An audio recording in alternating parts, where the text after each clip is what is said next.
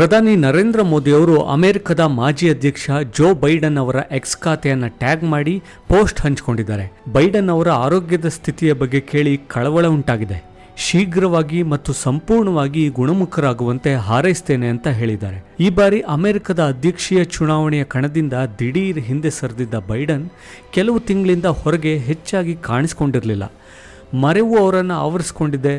ಹೆಂಡತಿ ಯಾರು, ಸೆಕ್ರೆಟರಿ ಯಾರು, ಅತಿಥಿಗಳು ಯಾರು, ಮನೆಯವರು ಯಾರು ಅನ್ನೋದು ಕೂಡ ಆಗಾಗ್ಗೆ ಮರೆತು ಹೋಗಿದ್ದು ಸಾರ್ವಜನಿಕವಾಗಿ ಕಂಡುಬಂದಿತ್ತು. ಆದರೆ ಜೋ ಬೈಡನ್ಗೆ ಮರೆವಿನ ಕಾಯಿಲೆ ಅಷ್ಟೇ ಅಲ್ಲ, ಪ್ರಾಸ್ಟೇಟ್ ಕ್ಯಾನ್ಸರ್ ಇರೋದು ಪತ್ತೆಯಾಗಿದೆ. ಅದು ಕೂಡ ಕ್ಯಾನ್ಸರ್ 4ನೇ ಹಂತವನ್ನು ದಾಟ್ತಾ ಇದೆ. ಹೆಚ್ಚು ಸುಳಿವು ಕೊಡದೆಯೇ ತೀವ್ರವಾಗಿ ಮೂಳೆಯವರೆಗೂ ಕ್ಯಾನ್ಸರ್ನ ಕಣಗಳು ವ್ಯಾಪಿಸಿಬಿಟ್ಟಿವೆ. ಸಾಮಾನ್ಯವಾಗಿ ಕ್ಯಾನ್ಸರ್ 4ನೇ ಹಂತದಲ್ಲಿದ್ದರೆ ಅದನ್ನು ಸಂಪೂರ್ಣ ವಾಸಿ ಮಾಡೋಕ್ಕೆ ಆಗೋದಿಲ್ಲ ಅಂತ ವೈದ್ಯ ಲೋಕ ಹೇಳುತ್ತೆ. ಆದರೆ ಕ್ಯಾನ್ಸರ್ ಇಡೀ ದೇಹವನ್ನು ಆವರಿಸಿದಂತೆ ಮತ್ತಷ್ಟು ವ್ಯಾಪಿಸದಂತೆ ತಡೆಯೋಕೆ ಬಹಳಷ್ಟು ಚಿಕಿತ್ಸೆಗಳಿವೆ. ಇದರ ಬಗ್ಗೆ ದೊಡ್ಡ ಚರ್ಚೆಯೇ ನಡೀತಾ ಇದೆ. ಏಕಾಏಕಿ ರಾತ್ರೋರಾತ್ರಿ ಕ್ಯಾನ್ಸರ್ 4ನೇ ಹಂತಕ್ಕೆ ತಲುಪೋದು ಸಾಧ್ಯವೇ ಇಲ್ಲ. ಅದು ಕೂಡ ಯಾವುದೇ ಲಕ್ಷಣಗಳನ್ನು ತೋರಿಸದೆ ಕ್ಯಾನ್ಸರ್ ಅಷ್ಟು ಬೇಗ ಹರಡೋಕೆ ಹೇಗೆ ಸಾಧ್ಯ ಅಂತ ವೈದ್ಯಕೀಯ ಸಂಶೋಧಕರು ಪ್ರಶ್ನೆ ಮಾಡ್ತಿದ್ದಾರೆ. ಅದರಲ್ಲೂ ಜೋ ಬೈಡನ್ ಅವರಿಗೆ ಪ್ರತ್ಯೇಕ ಮೆಡಿಕಲ್ ಟೀಮ್ ಇದೆ. ಜೋ ಬೈಡನ್ ಅವರ ಹೆಂಡತಿ ಡಾಕ್ಟರ್ ಜಿಲ್ ಬೈಡನ್ ಜೊತೆಯಲ್ಲೇ ಇದ್ದಾರೆ. ಬೈಡನ್ ಅವರಿಗೆ ಬಹಳ ವರ್ಷಗಳ ಹಿಂದೆಯೇ ಪ್ರಾಸ್ಟೇಟ್ ಕ್ಯಾನ್ಸರ್ ಇರೋದು ಪತ್ತೆಯಾಗಿದ್ದು ಅದನ್ನು ಈಗ ಬಹಿರಂಗಪಡಿಸಲಾಗಿದೆ ಅನ್ನೋದು ಹಲವು ಮಂದಿಯ ವಾದ. ಆದರೆ 82 ವರ್ಷ ವಯಸ್ಸಿನ ಬೈಡನ್ ಚಿಕಿತ್ಸೆಗೆ ಹೇಗೆ ಸ್ಪಂದಿಸ್ತಿದ್ದಾರೆ ಅನ್ನೋದು ಸದ್ಯದ ಪ್ರಶ್ನೆ. ಜನನೇಂದ್ರಿಯಕ್ಕೆ ಸಂಬಂಧಿಸಿದ ಪ್ರಾಸ್ಟೇಟ್ ಕ್ಯಾನ್ಸರ್ 4ನೇ ಹಂತದಲ್ಲಿದ್ದರೆ ಚಿಕಿತ್ಸೆಯ ಮೂಲಕ ಸಾವಿನ ದಿನಗಳನ್ನ 4-5 ವರ್ಷಗಳವರೆಗೆ ಮುಂದೂಡಬಹುದು ಅನ್ನೋದು ಕೆಲವು ಮಾಧ್ಯಮಗಳು ವೈದ್ಯರನ್ನು ಉಲ್ಲೇಖಿಸಿ ವರದಿ ಮಾಡಿವೆ. ಅಮೆರಿಕದಲ್ಲಿ ಕ್ಯಾನ್ಸರ್ಗೆ ಅತ್ಯುತ್ತಮ ಚಿಕಿತ್ಸೆಗಳು ಲಭ್ಯ ಇರೋದು ತಿಳಿದಿರೋ ವಿಚಾರವೇ. ಭಾರತದಿಂದಲೂ ಹಲವು ಮಂದಿ ಗಣ್ಯರು, ಸ್ಟಾರ್ಗಳು ಅಮೆರಿಕದಲ್ಲಿ ಕ್ಯಾನ್ಸರ್ಗೆ ಚಿಕಿತ್ಸೆ ಪಡೆದು ಗುಣಮುಖರಾಗಿ ವಾಪಸ್ಸಾಗಿರುವ ಉದಾಹರಣೆಗಳಿವೆ. ಜೋ ಬೈಡನ್ ಅಮೆರಿಕದ 46ನೇ ಅಧ್ಯಕ್ಷರಾಗಿ 2021ರಿಂದ 2025ರವರೆಗೆ ಆಡಳಿತ ನಡೆಸಿದರು. ತಮ್ಮ ವಯಸ್ಸು ಹಾಗೂ ಆರೋಗ್ಯದ ಕಾರಣಗಳಿಂದ ಬೈಡನ್ ಅವರು 2ನೇ ಬಾರಿಗೆ ಅಧ್ಯಕ್ಷ ಸ್ಥಾನದ ಚುನಾವಣೆಗೆ ಸ್ಪರ್ಧಿಸಲಿಲ್ಲ. ವಯಸ್ಸು ಹಾಗೂ ಆರೋಗ್ಯದ ಬಗ್ಗೆ ವ್ಯಾಪಕ ಟೀಕೆಗಳನ್ನು ಅವರು ಎದುರಿಸಿದ್ರು. ಆದರೆ ಅದ್ಯಾವುದಕ್ಕೂ ತಲೆ ಕೆಡಿಸಿಕೊಳ್ಳದೆ ಅವರು ತಾವು ಫಿಟ್ ಆಗಿರೋದಾಗಿ ತೋರಿಸ್ಕೊಳ್ತಿದ್ರು.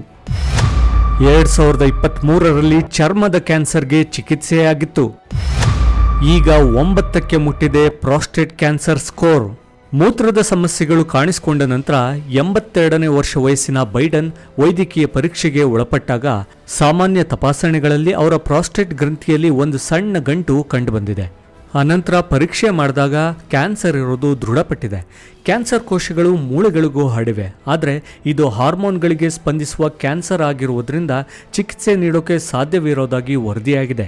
ಪ್ರಾಸ್ಟೇಟ್ ಕ್ಯಾನ್ಸರ್ಗೆ ಗ್ಲೀಸನ್ ಸ್ಕೋರ್ 1ರಿಂದ 10ರವರೆಗೂ ನೀಡಲಾಗುತ್ತೆ. ಬೈಡನ್ ಅವರ ಸ್ಕೋರ್ 9 ಆಗಿದ್ದು ಇದು ತೀವ್ರ ಮಟ್ಟದ ಕ್ಯಾನ್ಸರ್ ಅಂತ ಸೂಚನೆ ಕೊಡುತ್ತೆ.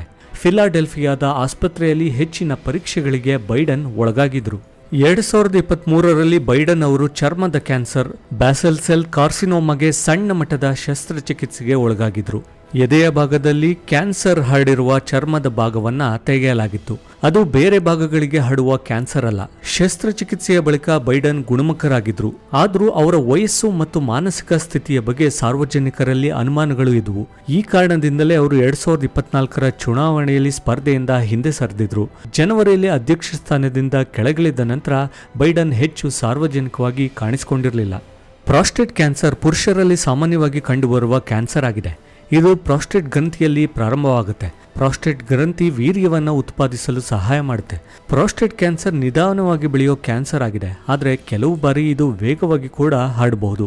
ಮೂತ್ರ ವಿಸರ್ಜಿಸೋಕೆ ತೊಂದರೆ, ಮೂತ್ರದಲ್ಲಿ ರಕ್ತ ಹಾಗೂ ಬೆನ್ನು ನೋವು ಪ್ರಾಸ್ಟೇಟ್ ಕ್ಯಾನ್ಸರ್ನ ಲಕ್ಷಣಗಳಾಗಿವೆ.